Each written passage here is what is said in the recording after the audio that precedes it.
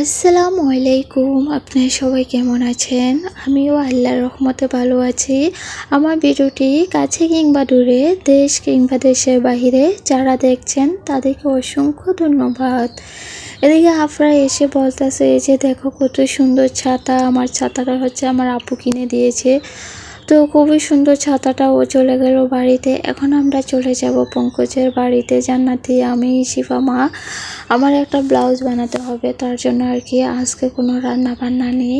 সে জান্নাতিও স্কুলে যায় নাই, তো যেই বলা সেই কাজে ভাবলাম যে না, আমার ব্লাউজটা বানাইতে দিয়ে আসি।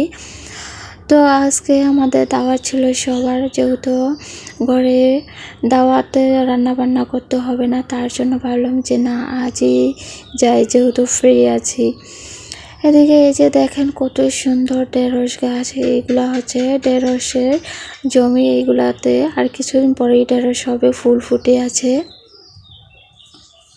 এদিকে খালের ভিতরে দেখতে পেলাম কচুরি ফুল ফুটে আছে চারপাশে।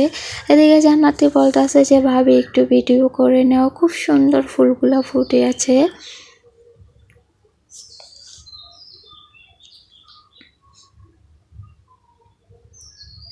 এই যে ধান গাছগুলা দেখতেছেন, নতুন, একদম নতুন ছড়া বের হয়েছে, কিছুটা লাল হয়ে আছে। এদিকে শিফা মা আমাদের বাড়ি দেখাচ্ছে, জান্নাতিকে বলতেছে জান্নাতি আসার সময় আমার বাড়ি যাব, ঠিক আছে জান্নাতি, এভাবে কথা বলতেছিল ও। যাই হোক, গল্প করতে করতে আমরা যাব পঙ্কজের বাড়িতে।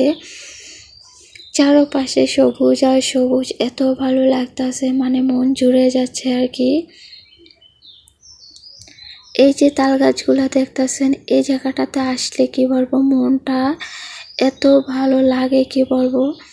আমার কাছে এই গাছগুলোর কাছে আসলে কেন জানি মনে হয় যে না, একটু ভিডিও করে নেই। এই রাস্তাটা দিয়ে যাব এখন আমরা। আমার ভিডিওটি যদি ইউটিউব চ্যানেল থেকে দেখে থাকেন, প্লিজ সাবস্ক্রাইব করে পাশে থাকবেন। আর পুরাতন আপু ভাইয়াদেরকে অসংখ্য ধন্যবাদ। এদিকে হচ্ছে 3টা ছাগল বসে আছে, একটা বড় আর 2টা হচ্ছে বাচ্চা। আর এদিকে হচ্ছে ভেড়া নাকি মেরা বলে জানি না। এই যে 4টা ভেড়া খুব সুন্দর বসে আছে। আর ছোট্ট একটা কিউট আম গাছে আম ধরে আছে 2টা। জান্নাতি বলতেছে ভাবি এই 2টা আম খুব সুন্দর, একটু ভিডিও নেও। তো এই জায়গাটা এত সুন্দর বাগান করে রেখেছে, চারপাশে গাছ আর গাছ। এদিকে জান্নাতি আমাকে ফুল তুলে দিচ্ছে, বলতেছিল যে না ভাবি নাও ফুল। দেখেন ননদের এরকম ভালোবাসা কার না পেতে ভালো লাগে বলেন। খুবই ভালো লাগে, জান্নাতি আমাকে খুবই ভালোবাসে। এদিকে দেখেন এই জমিটা, এই পাশ দিয়ে হচ্ছে জমিতে কিছুই লাগানো হয় নাই। তো আমরা 3জন খুবই মজা করতে করতে যাচ্ছিলাম ওই বাড়িতে।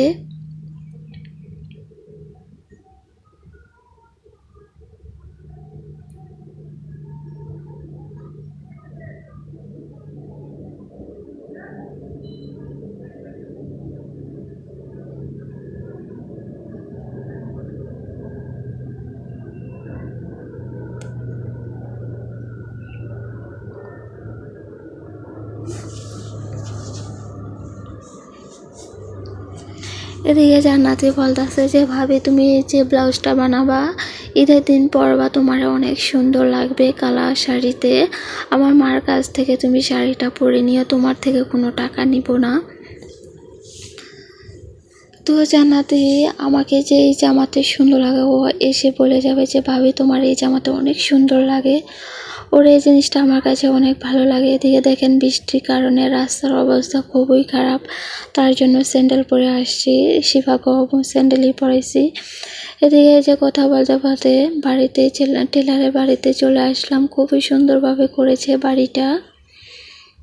উনি নাকি 75 পর্যন্ত বয়স হয়েছে, এখনও সেলাই করে।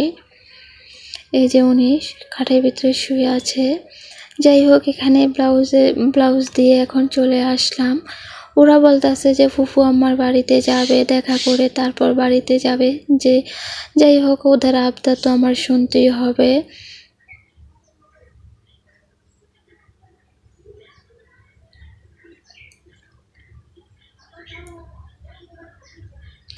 তো আম্মাকে সাথে দেখা করে এখন বাড়িতে চলে যাব।